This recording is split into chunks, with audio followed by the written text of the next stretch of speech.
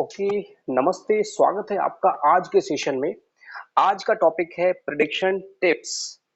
तो पिछले सेशन में हमने सभी प्लैनेट्स का इम्पोर्टेंस सीखा, राशियों का इम्पोर्टेंस, साथ में प्लेसमेंट को हमने सीखा और मिसलेनियस चीजें सीखी, जिसके अंदर हमने जो मैच मेकिंग है उसका कंसेप्ट सीक्वेंस वाइज सीखा।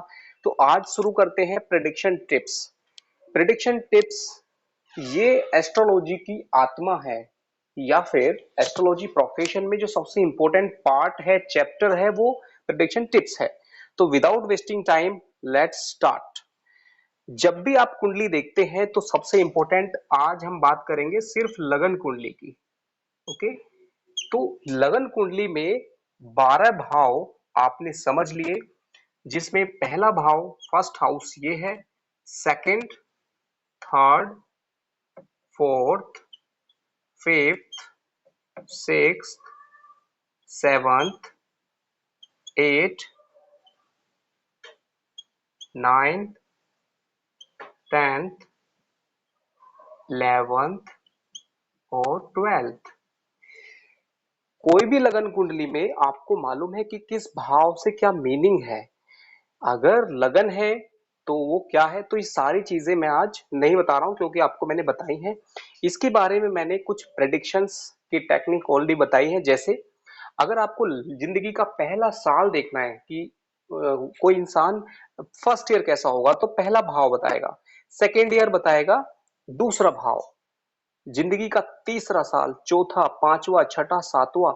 यानी कि अगर किसी इंसान की उम्र 12 साल है तो 12वां भाव से पता चलेगा। ओके।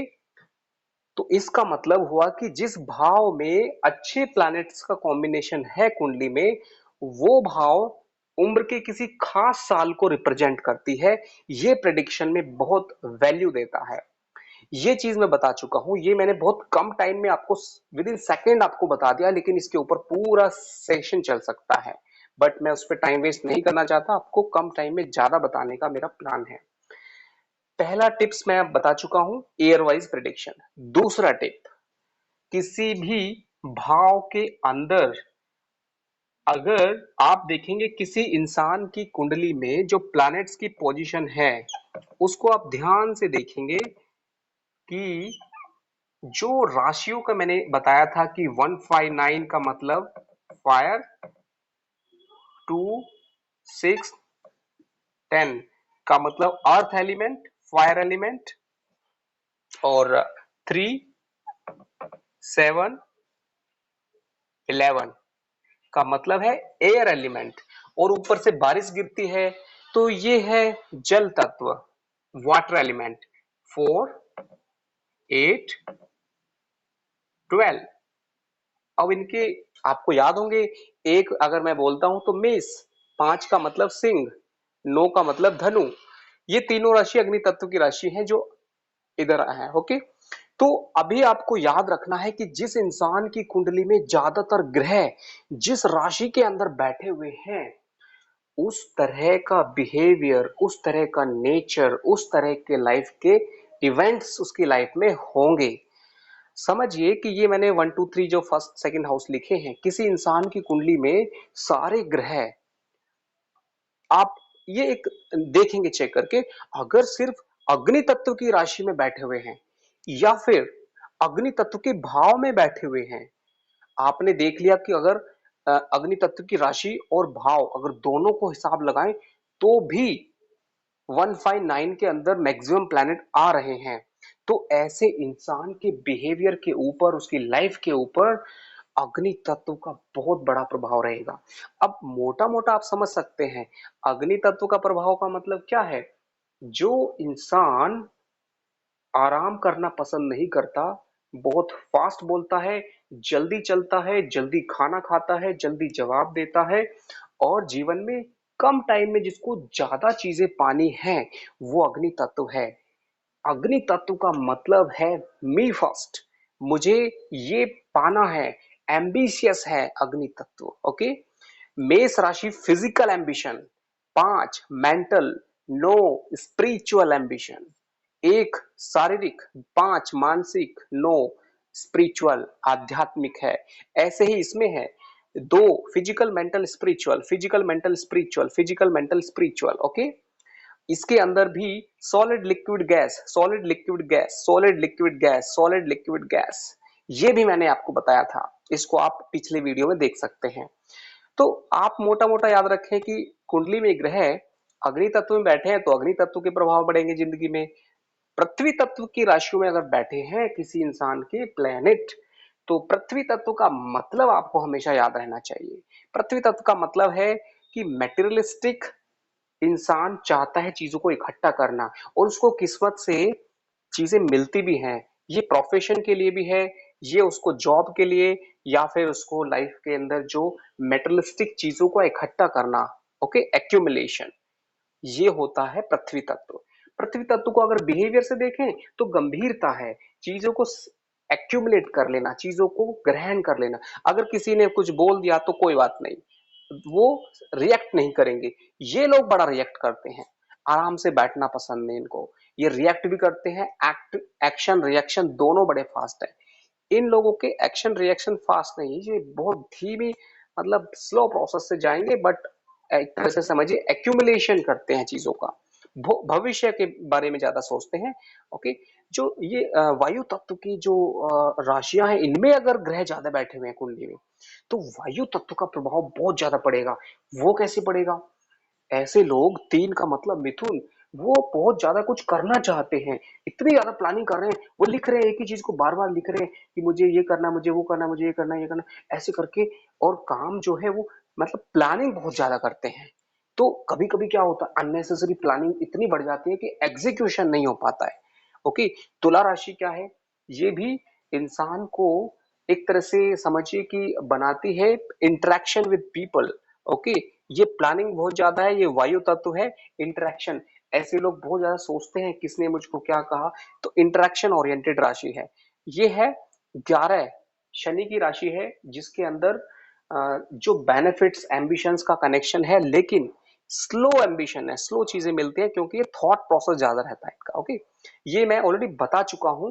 ये प्रेडिक्शन पॉइंट ऑफ व्यू से मैंने नहीं बताया था, इनके लक्षण जो मैंने बताए हैं, वो लक्षण को आपको पिछले वीडियो में देखना पड़ेगा। जल तत्व की राशि का मतलब इमोशनल फैक्टर है, या फिर वो लोग बहुत ज्यादा सिचुएशन के हिसाब से फ्लेक्सिबल होते हैं। आज कुछ प्लान करेंगे, कल वो चेंज हो जाएगा, परसों कुछ और हो जाएगा। जल तत्व की राशि का मतलब एक सामाजिक राशि है। ऐसे लोग समझिए कि सिचुएशन के हिसाब से, वैसे दिमाग बहुत होता है, लेकिन इमोशंस भी रहती है, चंद्रमा की तरह। चलिए, तो पहला मैंने बता दिया साल के हिसाब से, दूसरा बताया तत्व के हिसाब से, जिस भाव में अगर ज्यादा ग्रह बैठे हैं। अब ये तो मैंने बताया मेजोरिटी प्लैनेट कहाँ बैठे हैं वो आपको देखना है, लेकिन मिक्स अगर हैं, कुछ इसमें बैठे कुछ इसमें बैठे हैं, तो उसका कॉम्बिनेशन मिलेगा। ओके, तो ये चीज आपको जब खुद उसका एक्सपीरियंस करेंगे तब समझ में आएगा। अब बात करते हैं कि अगर आपकी कुंडली में गोचर में शनि इन सब राशियों में से किस राशि में और किस भाव में चल रहा है, वो एक अलग प्रिडिक्शन आता है गोचर का। आज की तारीख में शनि महाराज मकर राशि में चल रहे हैं वक्री होकर, तो अगर मेष लगन की कुंडली है तो शनि महाराज यहाँ पर होंगे।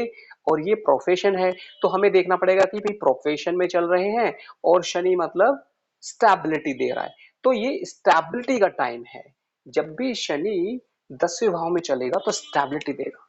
तो ये चीज भी आपको याद रखनी है, ये मैंने सेशन में बताई है शनि का गोचर के हिसाब से कि उसका क्या फल होता है।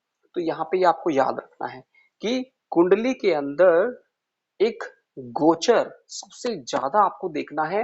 नंबर 1 शनि का गोचर, नंबर 2 गुरु का, नंबर 3 राहु और केतु। ये गोचर इतने ज्यादा इंपॉर्टेंट हैं कि आपको समझिए कि आपका साल कैसा होगा, आपका जो वर्तमान समय है वो कैसा चल रहा है, ये सारी चीजें इससे प्रभावित हैं। ओके, मतलब कि आपकी कुंडली में शनि आज की तारीख में, अब मैं आपको फटाफट कुछ इंटरेस्टिंग चीजें बता देता हूँ चलिए। लगन में जिसका शनि चल रहा होगा वो इंसान के प्रोफेशन में बदलाव आता है 10वीं दृष्टि से। तीसरी दृष्टि से वो प्रोफेशन चेंज करने की सोचता है या कुछ नया काम करने की सोचता है। 7वीं दृष्टि से वो लाइफ पार्टनर के साथ या समझिए कि बिजनेस पार्टनरशिप में एक चेंज चाहता है। ओके, तो ये एक ट्रांसफॉर्मेशन फेज है। शनि जब दूसरे भाव में जाएगा तो जिस भाव को जिस दृष्टि से देखेगा मित्र या शत्रु से, उसके अनुसार उस भाव से या तो सेपरेशन होगा या जुड़ाव होगा। ये याद रखें, या तो वो चीजें आएंगी या चली जाएंगी। मतलब एक एक तरह से डिसीजन होगा। शनि क्या करता है, जिस भाव को देखता है वहां पर अगर अच्छी दृष्टि से देख रहा है, मित्र दृष्टि से देख रहा है, जैसे कि कन्या राशि को देख रहा है, ओके, मित्र दृष्टि को देखने से शनि मित्र प्रभाव में ज्यादा अच्छे रिजल्ट देगा। शत्रु दृष्टि से देख रहा है, अगर 3, 6, 8, 12 इसमें अगर शत्रु दृष्टि पड़ रही है तो अच्छा है, क्योंकि ये पहले से ही निगेटिव हाउस है और शत्रु दृष्टि पड़ेगी तो समझिए कि वो अच्छा है। जैसे अगर यहाँ पर ये समझिए कि 11 है या 10 है और शनि यहां से यहां पे देखता है, ओके, जैसे कि यहाँ पर 11 है, शनि जब यहाँ पे आएगा तो तीसरी दृष्टि से नीच दृष्टि छठे भाव में पड़ेगी शनि की। तो नीच दृष्टि से जब भी शनि छठे भाव को देखेगा तो आपके मन के जो पुराने डर थे वो खत्म हो जाएंगे। आपके जो पुरानी अड़चने थी वो खत्म हो जाएंगी। यानी रोग शत्रु भय अड़चने छोटी मोटी प्रॉब्लम सब दूर हो जाएंगी जब भी शनि की नीच दृष्टि पड़ेगी छठे भाव पर। ये प्रेडिक्शन का बहुत बड़ा टिप है। जब शनि अष्टम भाव को देखे नीच दृष्टि से या शत्रु दृष्टि से तो भी आपको उस भाव से जुड़ी हुई प्रॉब्लम से मुक्ति मिल जाएगी, क्योंकि शनि है सेपरेटिस्ट और वहां पे शत्रु दृष्टि से देखेगा तो उसके भाव को कम कर देगा और अष्टम भाव के फलों में कमी होने से वहां पे बड़ी प्रॉब्लम से मुक्ति मिलती है। कोई इंसान कर्ज ले रखा है यहाँ पे, लेकिन जब शनि इसको देखेगा तो कर्ज से मुक्ति हो जाएगी। ओके, तो शनि वाला जो गोचर है वो बहुत इंटरेस्टिंग है। तो ये मैं ऑलरेडी बता चुका हूं थोड़ा सा पिछले कई सेशन में, इसलिए मैं आपको अभी रिवाइव कर रहा हूं। ओके, अगली बात मैं आपको बताना चाहूंगा कि कुंडली के अंदर अगर हमें वर्तमान देखना है तो हमें शनि को देखना है। तीसरे भाव में इंस्टॉलमेंट का टाइम है, जब आप सिस्टर के ऊपर खर्च करते हैं, जब आप जिंदगी के बारे में बहुत ज्यादा सोचते हैं। जब चौथे भाव में शनि आएगा तो आपको या तो आपकी रेजिडेंस चेंज होगा या फिर आप प्रॉपर्टी में इन्वेस्ट करेंगे, यानी प्रॉपर्टी रिलेटेड एक ट्रांसफॉर्मेशन है। अच्छा या बुरा, अच्छा है तो प्रॉपर्टी खरीदेंगे, इन्वेस्ट करेंगे, बेनिफिट लेंगे। नुकसान है तो आपका रेजिडेंस चेंज होगा, आपका कुछ ना कुछ प्रॉब्लम होगी और ये सारी चीजें, इवन प्रॉपर्टी लॉस हो सकती है, धोखा भी हो सकता है अगर यहाँ पे बुध भी साथ में इन्वॉल्व हो जाए। ओके, तो ये कॉम्बिनेशन आपको समझने पड़ेंगे। जैसे कि शनि का कॉम्बिनेशन सूर्य से मिलता है तो किसी अधिकारी से प्रॉब्लम होगी। चंद्रमा से मिलता है, अगर शुभ तरीके से अष्टमेश चंद्रमा बन के बैठा है तो समझिए किसी इंसान के साथ कुछ ऐसा रिलेशनशिप प्रॉब्लम आएगी जिसकी वजह से आपको प्रॉब्लम होगी। लेकिन अगर चंद्रमा अगर भाग्येश बन जाए और सामने आ जाए शनि के तो ये प्रॉब्लम नहीं है। इसका मतलब है कि आपको जो है आपके मन ने आध्यात्म की शक्ति को पाया है, सकारात्मक फायदा देगा।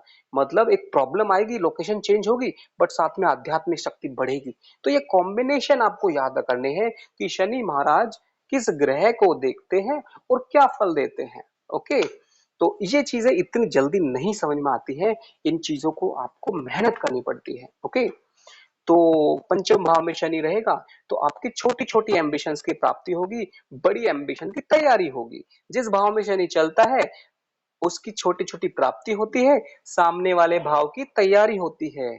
जब यहाँ पे शनि चलेगा इस भाव से जुड़ी हुई चीजों की प्राप्ति होगी और इसकी तैयारी होगी। जब शनि यहाँ पे चलेगा इस भाव की प्राप्ति होगी, इसकी तैयारी होगी। जब शनि यहाँ पे चलेगा इस भाव की प्राप्ति होगी, इसकी तैयारी होगी। ओके, तो ये बिल्कुल देसी चीजें हैं।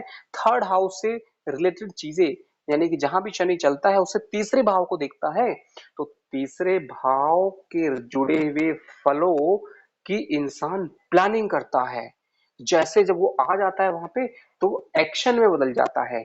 यानी कि शनि का तरीका क्या है, जहां पे बैठता है उस उसको एग्जीक्यूशन हो जाता है, फल मिल जाता है। जिसको देखता है उसको पहले से आदेश कर देता है कि मैं आने वाला हूं, कुछ साल बाद वहां पे तैयारी शुरू कर दीजिए। तो शनि अगर लगन में चल रहा है और कुछ साल बाद यहाँ पे आएगा, तो तीसरी दृष्टि से पहले से ही तैयारी शुरू कर देता है कि भाई हम यहाँ कुछ साल बाद आने वाले हैं, अभी से आप तैयारी कर दीजिए, ताकि इतने साल बाद जब हम पहुंचे तब तक काम जमीनी स्तर पर हो जाए। कोई इंसान बोलता है कि मेरा जो है समझिए कि शनि यहाँ पे चल रहा है और मुझे प्रॉपर्टी लेनी है, तो शनि बोलेगा कि भाई तैयारी शुरू हो गई है, लेकिन जब मैं यहाँ आ जाऊंगा तो फाइनल डिसीजन कर दूंगा कि वो आर या पार। अच्छा है तो आर, और बुरा है तो पार। अच्छा है तो पाओगे, बुरा है तो उससे दूर हो जाओगे। ये शनि महाराज का न्याय है, डिसीजन है। और न्याय कैसे करते हैं शनि महाराज? जो इंसान लगातार छोटी छोटी मेहनत लंबे टाइम तक करता है, समझिए कि आपको ये फल मिलेगा, तो आपको शनि महाराज पहले से ही उसकी दृष्टि का असर से मेहनत करानी शुरू कर देंगे। और जब आप दिल से मेहनत करेंगे, जब आप धीरे धीरे तैयारी करेंगे, जब आप पेशेंस रखेंगे, जब आप हिम्मत नहीं हारेंगे, तो शनि महाराज आपकी मेहनत का फल आने के बाद दे देंगे। तो ये बहुत ही इंटरेस्टिंग चीजें हैं जो मैंने आपको बहुत जल्दी जल्दी बताने की कोशिश की है। ओके, तो ये चीजें आपको लिखनी है और सवाल होगा तो आप मुझे व्हाट्सएप पे भेज सकते हैं। ओके, अगला पॉइंट मैं आपको बताने वाला हूं जो कि प्रिडिक्शन में आपके काम आएगा। ओके, चलिए मैं इसको भी हटा देता हूं, फिर से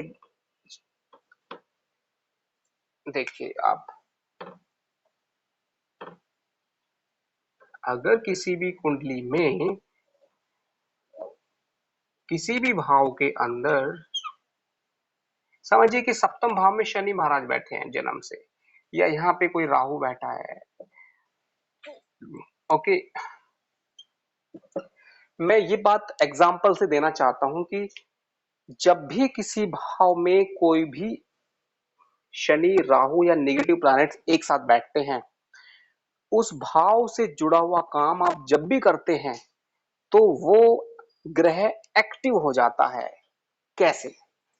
यहां पर अगर शनि बैठा है तो जब तक शादी नहीं करोगे, जब तक आपका बिजनेस पार्टनरशिप नहीं होगा, तब तक ये शनि आपको पूरी तरह से एक्टिव होकर रिजल्ट नहीं देगा। किसी भी भाव में अगर समझिए कि कोई प्लैनेट यहाँ यहाँ पे बैठा है, तो जब प्रॉपर्टी लोगे तो ये भाव एक्टिव हो जाएगा। जब यहाँ पे कोई ग्रह बैठा है, जब आप पढ़ाई करोगी तो ये पार्शियल एक्टिव होगा। जब आपकी संतान होगी तो ये फुल्ली एक्टिव होगा। या आप कोई लॉटरी या फिर कोई क्रिएटिविटी, कोई बड़ा काम, तो ये फुल्ली एक्टिव हो जाएगा। तो इसका मेरे कहने का मतलब है, किसी इंसान के अगर दूसरे भाव में राहु बैठ जाए और गोचर में शनि यहाँ से उसको राहु को देखे और उसी टाइम पे शादी की तैयारी चल रही हो, तो शादी की तैयारी जैसे ही शुरू होंगी, राहु शनि जो है कुछ अड़चन डाल देंगे, प्रॉब्लम कर देंगे। ये एक एग्जाम्पल है। ऐसे एग्जाम्पल आप कहीं भी ले सकते हैं। प्रोफेशन में समझिए कि पापी ग्रह बैठा हुआ है, यहाँ पे भी है, तो जब भी गोचर में यहाँ पे आएगा और उसी टाइम पे अगर तैयारी कर रहे हैं, तो जब भी वो काम बनने का टाइम आएगा तो अड़चन आ जाएगी। लेकिन अड़चन आने के बाद क्या समाधान होगा, उसका निर्णय कौन करेगा? आपका भाग्येश, लग्नेश, पंचमेश, तीनों ग्रह अगर उस कॉम्बिनेशन को देख लें तो समझ जाइए कि प्रॉब्लम सोल्व हो जाएगी। कुंडली में अगर गुरु केंद्रीय त्रिकोण का मालिक है तो भी वो आपकी मदद करेगा, अष्टमेश होके मदद नहीं कर पाएगा। ओके, तो कुल मिला के ये एक प्रिडिक्शन टिप है, जब भी कुंडली में जिस भाव में पापी ग्रह बैठे हों, उस भाव से जुड़ा हुआ जब भी काम होगा, तब तब वो ग्रह एक्टिव हो जाएगा। जैसे शादी के लिए यानी कि फर्स्ट मैरिज के ऊपर ये प्रभाव डालेगा। उसके बाद अगर डाइवोर्स हो जाता है, सेकंड मैरिज के ऊपर इसका प्रभाव कम हो जाएगा। ओके, ये एकदम प्रैक्टिकल बात है। कम हो जाने का मतलब है कि इंसान को अकल आ जाएगी या एक उसको समझ आ जाएगी, बस उसी में इसको समझना है। कोई भी ग्रह की मैच्योरिटी होती है, एक टाइम के बाद वो ग्रह का जो रिजल्ट है, जैसे कि मंगल है, 22 साल की उम्र तक वो आपको, अगर मांगलिक बना हुआ है, मैंने बताया था आपको, इस भाव में, इसके अंदर, इसके अंदर, इसमें, इसमें 12, लगन, 4, 7, 8, ये याद रखें, इस जगह पे अगर मंगल है, ओके, तो ये मंगल कितनी भी प्रॉब्लम करेगा बट 22 साल की उम्र के बाद इसका प्रभाव कम पड़ जाएगा। ओके, हर ग्रह की अपनी मैच्योरिटी है, उस हिसाब से वो फल देते हैं। ओके, जैसे कि राहु की 44 साल है, ओके, शनि की 33 वर्ष है। अगर इसको पामिस्ट्री में भी चेक करें तो जब भी आपकी कुंडली में शनि जो माइंड लाइन को क्रॉस करता है यानी कि शनि रेखा, तो वो टाइम होता है इसके लिए। ओके, मतलब वो टाइम एक्टिवेशन का होता है, तो उसकी मैच्योरिटी आ जाती है प्लैनेट की। ओके, तो चलिए, ये है रफली एक, बहुत जल्दी मैंने कुछ टिप्स बताए हैं, और ये टिप्स कई सेशन में करेंगे। और समझिए कि थोड़ा, क्योंकि टाइम कम है, मुझे अगले कुछ सेशंस के अंदर इस कोर्स को फिनिश करना है अगले अगले हफ्ते में, तो इसलिए प्रेडिक्शन टिप्स का पूरा सीरीज कंप्लीट होने के बाद this course will be completing. So I would like to note down all simple tips, and you can send me some questions, some case study also, so that I can guide you best way. Okay, तो चलिए मिलते हैं next session में, और आज के जो tips हैं ये आपको जरूर कुछ आइडिया देंगे और अगले सेशन में आपको फायदा रहेगा। ओके, चलिए, नमस्ते, थैंक यू।